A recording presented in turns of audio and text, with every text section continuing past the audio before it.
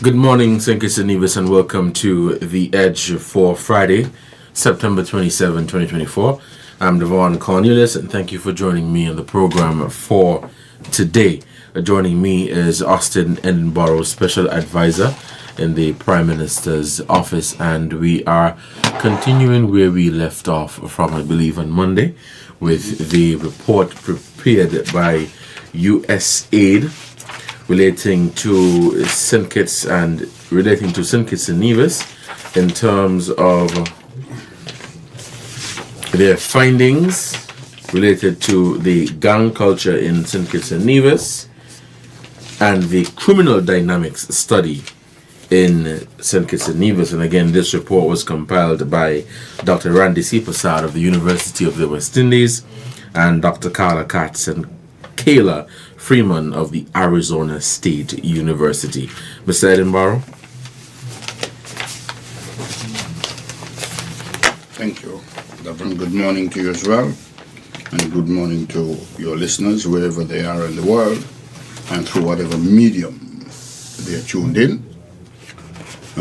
Yes, as you indicated, well, let me say, one of the reasons why I'm going to touch on this morning as well, and we will get a little later on to touch on the CBI, is because persons have met me and they have spoken about what they have now gleaned from the report, and with respect to our digging a little deeper into it, and they have found it to be startling. And so persons have indicated to me that they would like to hear some more of the statistics and for them to be expounded upon. So the last time we were here, we were speaking about the gang. Well, we spoke about the fact that we have a higher percentage than anywhere else in the Caribbean where the study was done in terms of acceptance of it as a problem. And so I believe, and I will die on this one, that it is a good statistic. Because what it means is that because there is a higher percentage acknowledging it as a problem, we will have a greater public buy-in, a whole of society buy-in, as we seek to address it, than other countries where they're still in denial. We are aware. We listen about denial throughout the world on various subjects, and you always see that when persons are in denial, they're never able to address whatever is ailing them in whatever way. Correct. And so that's why I really feel strong that this is a good statistic to work on, and a good statistic that could give us some resolution. We also looked at, Devon, one of the statistics I paid attention to was the reason for joining a gang, as reported by the school youths, and then I indicated then, and let me indicate now, that the children that were, it was 776 fourth form and fifth form students. And even based on the police report and our own knowledge, it starts younger. And so if we could have such response, such compelling response from just the higher two forms of our schooling system, then it is something that we should pay attention to. And we spoke about why they joined a gang, and it was an alarming 38.46% thinking that they need to have protection. And who they need protection from? They need protection from themselves. Some of them might feel they need protection from society. Right. Some of them, but based on the discussion when this was presented, most of them feel as though because they're persons who are going to threaten them among their peers, they have to join a gang so that they too can be protected from other persons who live that lifestyle. And that is sad. It's sad that they don't think that they could come to their parents, to the police, to the school teachers and principals to seek protection. It is an alarming statistic, Devon. And so we spoke to that, and there's another statistic in this column that I would like to pay brief attention to today, and it says another reason why they're given, and I'll read some of them briefly. Before that, it says for company, meaning for companionship, in terms of social friends, get money or other things. So they're looking for resources, financial, material resources, nothing in terms of emotional. They're looking for financial and material resources. This is the one that is really amazing and alarming. Get away with illegal activities. So you have a 20.51% of the youths who were interviewed saying that they, because this one begins with them. Yes, they might have learned it from elsewhere, but it begins with their own mindset. And the reason that they're giving for joining the gang is that they think they will get away with illegal things. That's an indictment on the society. That's an indictment on the judicial system. That's an indictment on the police.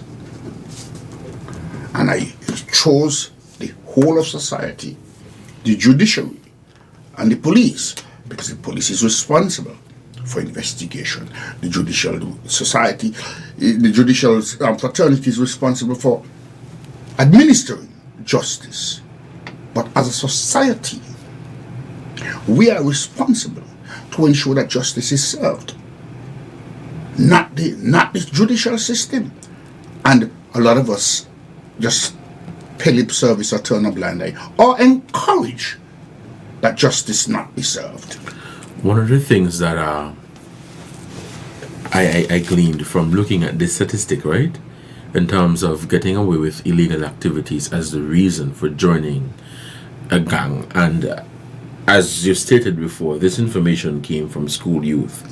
The fact that they think that joining a gang would allow them to get away with illegal activities clearly suggests that is their mindset. Of course. Because they feel as though gangs previously have committed illegal activities and have over the years gotten away with it.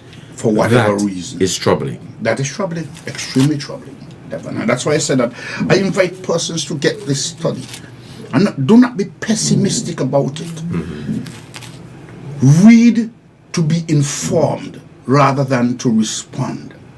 Because if you read to be informed, your mindset is in reading in that way will make you better able to respond. And it is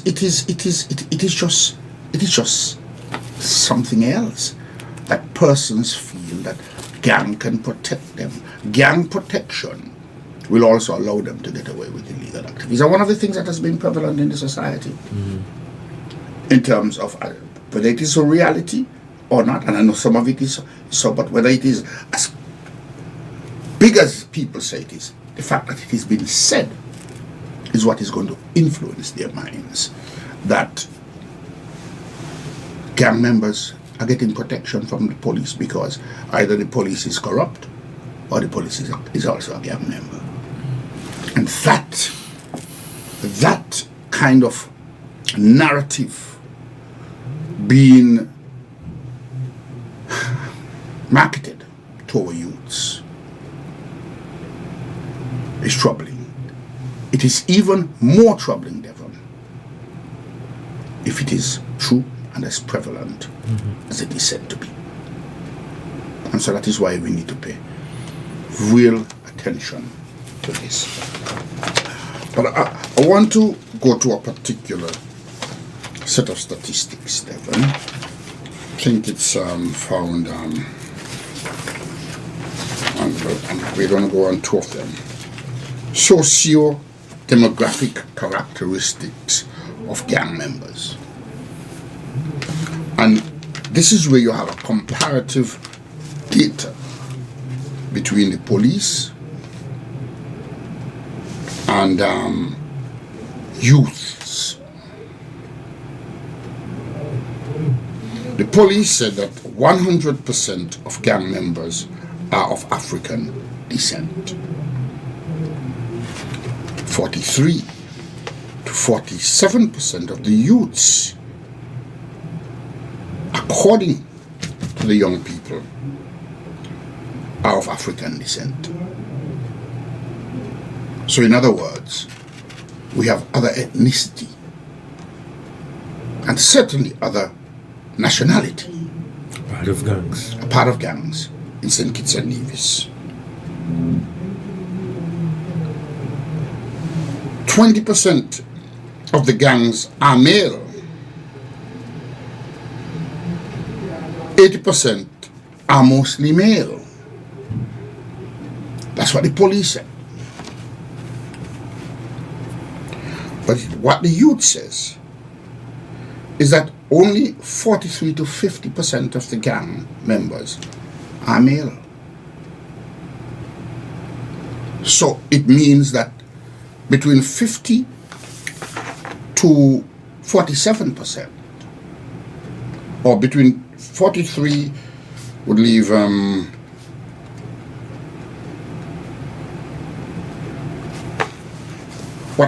let's say roundabout. I'm not a statistician. I'm not a mathematician. So sometimes calculating might take a little while. But what it is saying, based on this, is that just about half or less of the gangs are female. With that statistic, though, Mr. Edinburgh, does that mean we have to redirect our approach to at-risk youth? Because programs that I've seen in the past, and perhaps now, we tend to only look for at-risk male. And you're quite right. Suggesting that only male can commit a crime. As a matter of fact, a caller made that suggestion some time back. So what do you say to that? And that is why I said we need to go to the statistic. Mm-hmm. And of course we need to redirect not just our mindset but our resources. Right. Because you are turning, for want of a better phrase, a blind eye to half of gang membership, to 50% of gang membership. And that is why, that's one of the reasons, and you hear it in discussion these days too, why they're able to get away with some criminal activity, because we have not put into the mechanism dealing with female. Release, suspect them. And to so be a part of that. And so the gangs know that. They're aware of that. And so they use them in the particular ways to assist them in getting away with their illegalities. And so that's why I said to people, when some people might just see the study, some people might just read it, but you have to analyze it. And you have to do so section by section. Now, here's another percentage that says only 6, this is the police, only 6% of gangs are foreign-born members. But hear what the youth say, 37 to 40% of the gangs are foreign-born. So it means, again, that we have to redirect, we have to reassess how we are approaching the situation, because we are going to be having blind spots and persons who we should be addressing in finding resolution we're not addressing. These statistics are here. I didn't create them. The government didn't create them. And the last of that one, in terms of that sector, the police says 93% of the gangs are 19 years and above. So they were saying that only 7% of the gangs are below the age of majority. But the youths say that the mean age is 15 years old. But let me tell you what that statement means. That is where the greater number of persons who are gang members are. That's why they use the term mean age. That's when they enter. And so you have a large percentage of gang members that's below the age of 18. They're recruited before, but they become active at around age 15. And when you see the statistic, it is not one that we can take lightly. Could be looking at the police estimates and the youth estimate. Majority of the gang members, whether it is the 19-year-olds or 15-year-olds, they're all teenagers. Exactly. They are people who are not yet really adults. Exactly. That is troubling. Well, the statistics are here, the studies here, and again, I'm gonna say I am encouraging all persons in St. Kitts and Nevis to get a hold of this study. Read it. Yes, do that first, so you can acquaint yourself. Right. But then analyze it section by section. You can't look at this in one day. If you do, it's going to drive you crazy. It's going to make you disbelieve what you're reading. But when you analyze these sections, look around in the society and see if you see any resemblance of activity in the society that speak to what is the statistic that is in the survey. That is how I do it. And I say to you, Devonne, that it is not easy. It is something that we have to pay specific attention to. And let me commend. There was about 3 or 4 different persons who came to me in relation to this particular vote and wanting to hear more of it. And so it prompted me to revisit it today and to speak to a few other statistics that is alarming, and to re-emphasize some that we said before, because it is, Devonne, I realize I was the last time encouraging news media. Don't wait on somebody from government, because it's there. This is not a government survey. So the government is only one of the agencies that reported, that saw this report.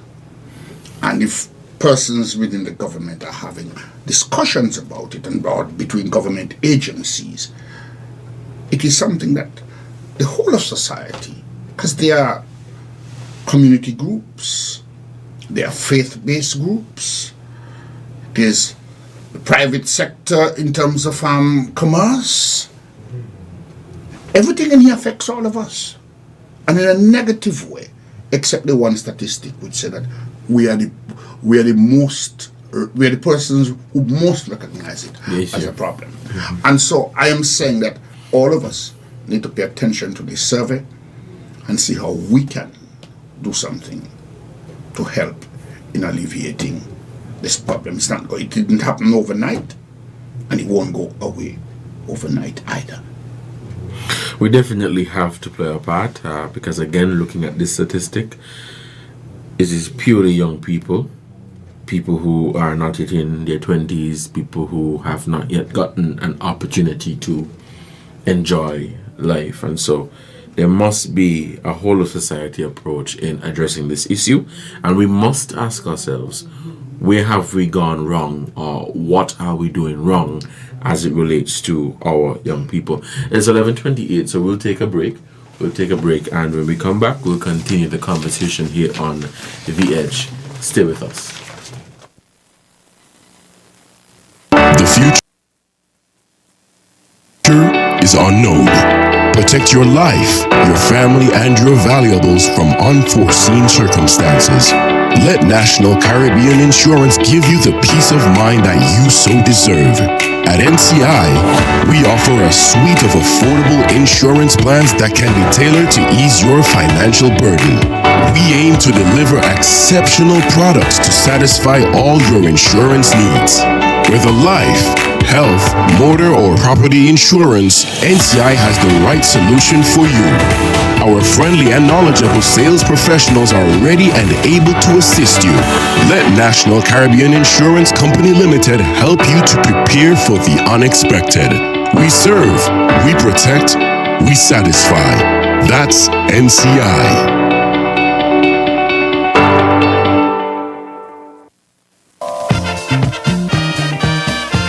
Hey, guess what? It's Radio Market. Call in and sell your merchandise. You can negotiate and negotiate, give away and trade. Tune in from 10 in the morning until. We on radio, internet and TV. Like us, share us and subscribe to ZIZonline.com. And remember, we don't sell nothing over $5,000, eh? Call ZIZ Radio, giving back to the people.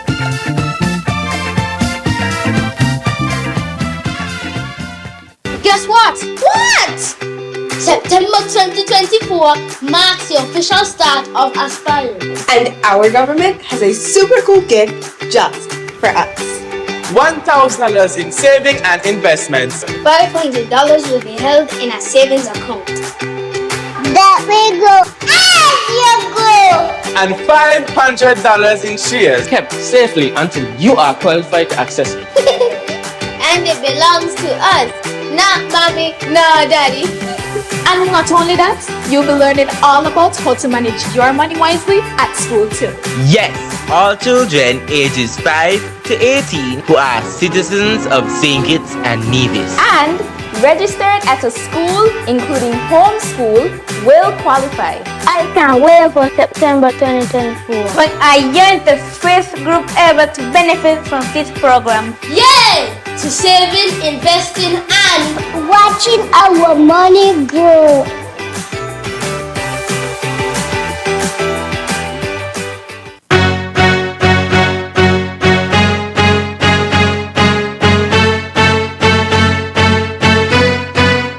Welcome back to The Edge here on ZIZ Radio 96.1 FM. I'm your host, Devonne Cornelius. And again, thank you for joining me on the program. We're now going to look at the 2024 CBI Index, which was recently launched, listing or putting St. Kitts and Nevis at the top of that index. And we're going to share two clips with you to support that.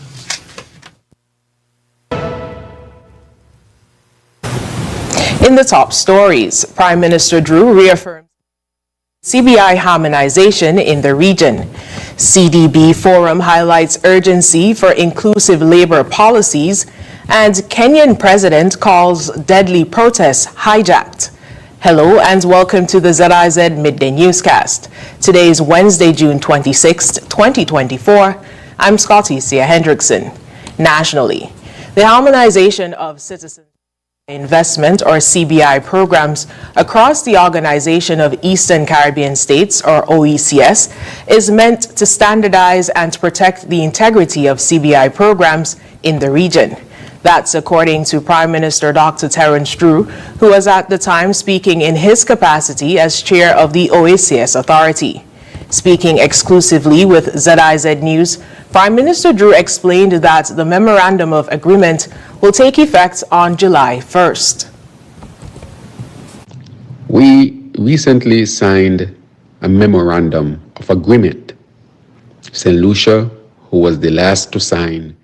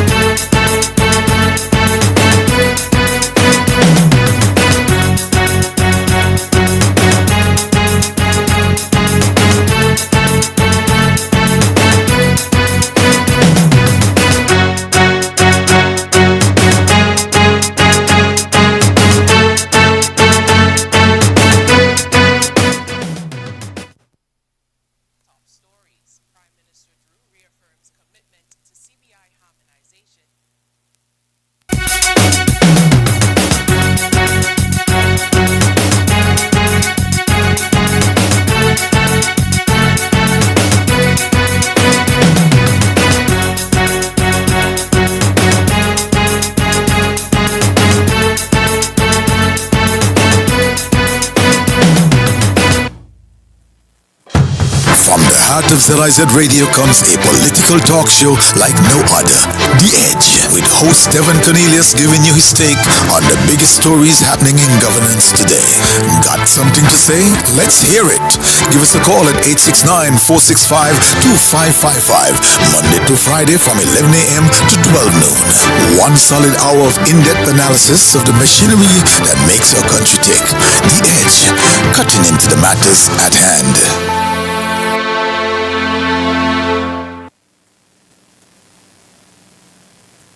Hello and welcome to the ZIZ Midday Newscast. Today is Thursday, September 26, 2024. I'm Scotty Sear Hendrickson. Nationally, St. Kitts and Nevis has earned a high ranking in the 2024 Citizenship by Investment Index with a score of 76 points. This was revealed in a statement issued by the St. Kitts and Nevis Information Service. According to SKNIS, this achievement solidifies the Federation as a global leader in the CBI industry, showcasing its dedication to regulatory excellence, due diligence, and ongoing program enhancements. The statement further claimed that St. Kitts and Nevis's leadership in implementing the Memorandum of Agreement directives played a crucial role in securing this prestigious recognition. Recent legislative reforms, including the passage of the Citizenship by Investment Unit Act, have bolstered the program's governance and operational efficiency. The establishment of the Continuing International Due Diligence Unit further reinforces the government's commitment to security as it actively vets CBI citizens abroad in coordination with international law enforcement. In the 2024 CBI Index, St. Kitts and Nevis received all 10 points in the ease of processing and due diligence pillars. These top scores reflect the program's effective balance of rigorous security protocols with streamlined workflows, as well as its commitment to transparency and enhanced vetting standards. Additionally, the country achieved a perfect score in the certainty of product pillar, which measures resilience, stability, and reputation, attributes where St. Kitts and Nevis excels.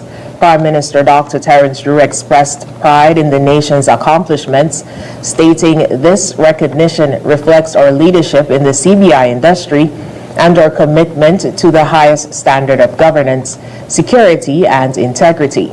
St. Kitts and Nevis will continue to innovate, ensuring our CBI program remains the global standard globally. The government said it remains focused on further strengthening its CBI program, ensuring its sustained success and contribution to national economic growth.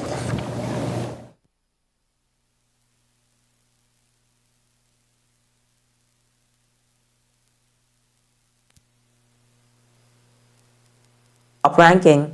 The annual CBI Index report is a ranking of operational citizenship by investment (CBI) programs assessed by the London-based Mackay research team. The St. Kitts and Nevis program has received top ranking for the fourth year in a row. 5 Caribbean countries snagged the top 5 spots. Following St. Kitts and rounding out the top 5 ranked countries in the index were Dominica, Grenada, St. Lucia, and Antigua and Barbuda. Consistent with previous years, the Caribbean CBI programs overtook European and Asian counterparts, rounding out the index's top 5. A statement from the ranking team stated, adjusting to the ever-shifting geopolitics of the industry and world at large, St. Kitts and Nevis took first place at 84%. It went on, receiving a perfect score in 4 pillars and receiving high marks in almost all pillars. The Federation has once again distinguished itself as an industry leader. Each of the 9 pillars is scored out of a maximum of 10 points, and St. Kitts and Nevis got full marks for mandatory travel or residence, ease of processing, due diligence, and certainty of product. Dominica received perfect scores for mandatory travel of residence and ease of processing.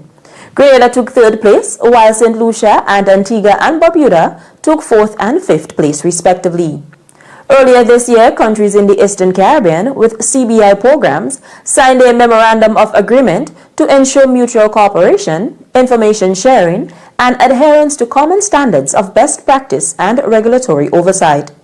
Addressing concerns from international partners in Europe and United States, the agreement harmonized CBI practices, including minimum investment thresholds and information sharing between unit heads.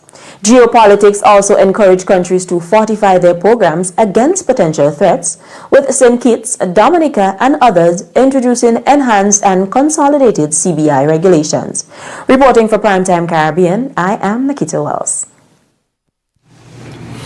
All right, thank you so much for that. That is information on St. Kitts and Nevis's top spot in the CBI Index report, and we're going to have a conversation on that right up until we break for the midday news. Mr. Edinburgh? Yes, and Devon, I'm glad that we played the news items and that I don't have to read them as they are written in the article, because most of the information is just what is in the article.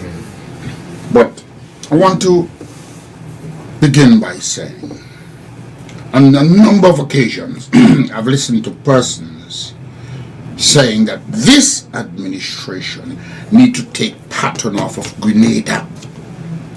We need to take pattern off of Antigua.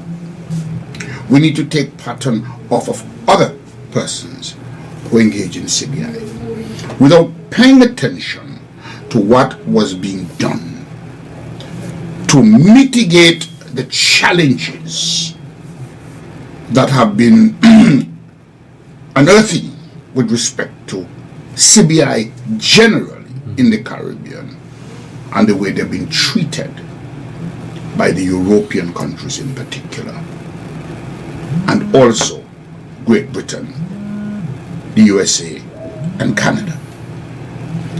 Because one of the things that you have to recognize is what makes a CBI project attractive to persons seeking to buy that that citizenship through investment is the availability of visa-free and hassle-free access to other countries that their own passports won't allow them to travel to. Right. And also, there are those who, for security reasons, for their own personal security, and even in the US, and I would say this, because when I worked at the airport previously, after 9/11, there was a thrust to get US citizens to buy a second passport so that they could feel they could be safer when they're traveling, that if they are asked to present a passport, they don't have to present a US passport. I was present when such a conversation took place, so the US Embassy could say all they want about it. I am telling you that I was there in a meeting. As a matter of fact, persons may not know, I've also had training in England in aviation security. And so that is what enabled me to be part of that meeting. And so there are reasons, but the most sought after reason now is that where persons who are from particular countries where there's travel restriction and travel ban would like to have passport. And there's some people, and let me get to it, the CEO of Telegram, like people like to say, he has St. Kitts Nevis passport. Well, let me say that. His passport was issued under the previous administration. That's the first thing. But I'm not faulting them for doing it. I'm just saying when it was issued as a matter of fact. Now, he was born in Russia. He has French citizenship. That's why they were able to arrest him when he went back to France. Right. Because he has French citizenship. He has St. Kitts and Nevis citizenship. And he has citizenship, I think it's either for, what I'm not sure of, is either for Dubai or UAE. But he also have a citizenship from one of those countries. And then he has his Russian citizenship. So he has four. And so you understand the reason why persons will go after it. Now, I also had a conversation yesterday. Persons disbelieving what was said. In terms of the information. In terms of the information. Now this, even what came out from you, Devonne and ZIZ, what came out of the other report that we just heard out of the region, all of that came out of the ranking that is done in England.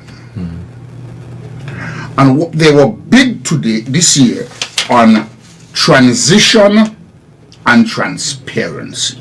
As a matter of fact, one of the articles would read, and that is from Khaleej Times. It says, CBI Index unveiled with theme, Transparency Meets Transition. So they were looking to see which of the countries are transitioning their CBI, and not only transitioning it, but to include more transparency. St. Kitts and Nevis leads in that regard.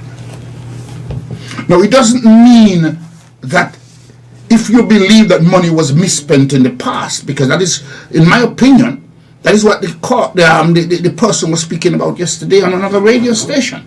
It doesn't mean that if money was misspent, if there was corruption in the system before, if the service providers made too much of the money, it does not mean that it addressed that, because it did not address any of that. What it is addressed is the transition and transparency, which speaks to the sustainability of it. And that is what the Prime Minister has always spoken about, that he wanted to be sustainable. And if it is sustainable and it is sought after, it means that you can charge more down the road for it. If you're at the top of the line, people will be willing to pay more. But what it also means is that we would be able to benefit from it a little longer. It does not mean, however, that we must take the CBI money and create an entitlement attitude. We must build resilient. We must provide better opportunities. We must provide more productive citizens. We must invest in the future, as part of it was done to introduce Aspire. That is where the funds for Aspire came from. It's an investment in the young citizens. So the approach with the whole CBA is to include sustainability in the program. Exactly. So that it could last. So that it could last as long as it can. But I will say this because I've always said it, and I would consider myself hypocritical if I don't say it now. We also have to be mindful that at some point we have to say no more. No more. Because no matter it is by investment, and as it stands now, the majority of them would prefer to live elsewhere for whatever reason, but just have the citizenship and the passport that comes with it for whatever their reason for wanting that. But if we sell citizenship that is somehow about maybe 150, 200,000, do you realize that our natural born citizens would be outnumbered? Correct. And if only 1/4 of 200,000, if we get to that mark, decide to take up resident, because if they decide to take up resident, you can't stop them. If 200 of those, if 25% of those decide to take up resident, according to our survey, our last survey, they would have equaled the number of residents and national born residents living in St. Kitts and Nevis. Once they take up residence, they have all the rights. Because they're citizens. Because they're citizens. And I'm just saying. So we will reach a point when we say, hey, you want our citizenship? If it's so important to you, you have to pay $1 million. That will keep some players out. It would certainly reduce the amount of persons, and it would definitely bring citizens. So why we're looking for sustainability from this program in terms of investing in the future of our youth and invest in, let's say, in capital projects that will ultimately benefit the nation. What I want to introduce to this conversation, and something that we could possibly continue, is looking at other sectors or areas of the economy where we could begin to put greater focus on investing in, because we can't have CBI forever because of let's just for a moment look at the downside to it. So we have to use what we have now to invest in a smart way and in a sustainable way to secure our future. Aspire is one of them. Yes. Okay. And with that, and I've said to everybody, my greatest joy in Aspire is the financial education aspect of it. For me, that is more rewarding for the country than anything else. Once those who are exposed to it put it to the intended use. But apart from that, Devon, we also have, I believe that we need to pay some attention to our human resource. The reason why I'm saying that, I want us to take a look at the existing areas of economic areas that are now. And if you look at the very top, in the private sector, non-national. Some of them might have been living here for a number of years, non-nationals. You look down to the bottom, non-nationals. You go in the middle, non-nationals. So they are placed in every sector and every part of our job market. And if we don't get good work ethics and attitude and a mindset to earn rather than wanting to get it just because you think you're entitled to it, then we won't be making a difference regardless to which sector of the economy we invest our resources in. And there's a sovereign wealth fund. The next time I will get enough information on it to speak to that. But that is also something that is happening now, which invest in the future for St. Kitts and Nevis. The phone lines are open, and we do want to take your calls at 465-2555 or 718-577-2916. But I wanted to ask you a question though, Mr. Edinburgh. Yes. So with this, in terms of the approach to the CBI, where we're now we're trying to be smart with how we spend this money, yes, and trying to invest it in things that are sustainable and that the nation would be able to benefit from in a long time. People have heard this conversation, but there's some who, in some cases, refuse to consume the information. There are others that perhaps genuinely don't understand. How do you get that information to them, or how do you help them to understand that with this CBI program, we're now trying to, instead of just spending the money because we have it, we're trying to spend it in a smart way and in a sustainable way? What is your response to that? Well, I don't have them verbatim because I have not done it yet, but I think it's Cool J, one of these guys who was a gangster and involved in gangster rap. And in one of his songs, which is called Gangster's Paradise, there's a point in the song where he said that he's an educated fool with money and his mind. having money on his mind. This is a gangster telling you that as educated as he is, that makes him a fool. But the most striking part of it, and you know, if I was prepared to do that, I would have had it written out. Okay. Is when he said he's 23, but he don't know if he can live to 24. We take those two statements together. He's an educated fool with money on his mind, and he's doing all of the things that he thinks he needs to do to make the money. And then he said that he's now 23, he don't know if he can live to 24. What that tells you, between 1 to 2 years is a lifespan. You're going to end up dead. That's again me. This is not me. Right. This is one such person who was involved, expressing how he feels about that lifestyle.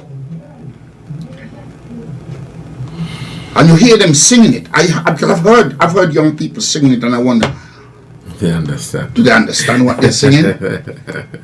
But you know, Devon, we have to, in a way, re-evaluate, and it all goes back to what was in that. If we have people who want positivity rather than negativity, we will have a better society.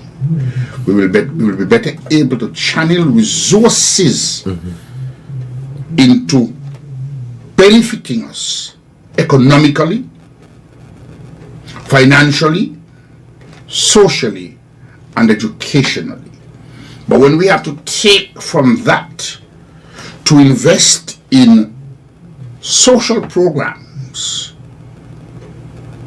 and health care, you know how much it costs to take care of a person who has been shot and survived, and bringing them back to health? And most of the time it ends up on the state. On the state, yes.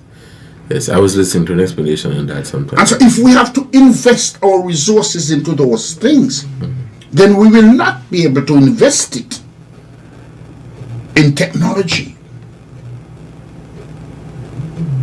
in agriculture, because we have to eat,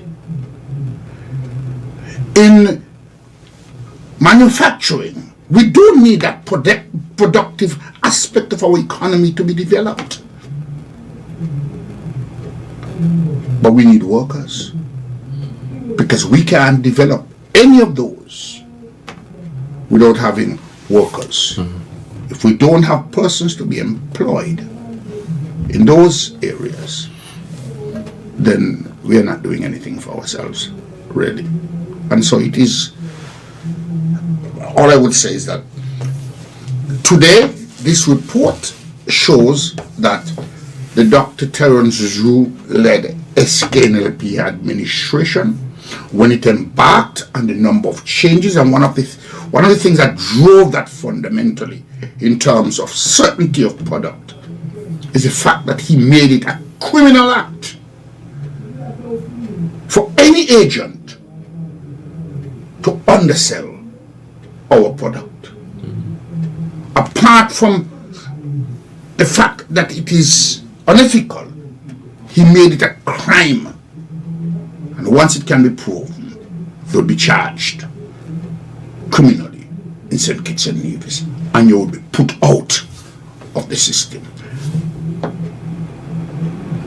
The due diligence improvement, those are the two things. And we have continued, in spite of the prophets of doom and gloom who said that the CBI would collapse. We are still the most sustainable product within the region. Based on this report, we are the most sustainable, and so in moving forward, we should be able to benefit more from the product. And I believe the time has come when we need to invest it properly, because we can't continue to outnumber ourselves in the land of our birth. All right. Ms. Edinburgh, thank you so much for that. This is a conversation that we definitely need to continue, both on the CBI index report, where St. Kitts and Nevis has secured the top spot, exactly, and with the criminal dynamics here in St. Kitts and Nevis and the findings. You've been listening to The Edge for Friday, September 27, 2024, here on ZIZ Radio 96.1 FM. I've been your host, Devonne Cornelius, and until next time, you guys stay safe. Have a good one.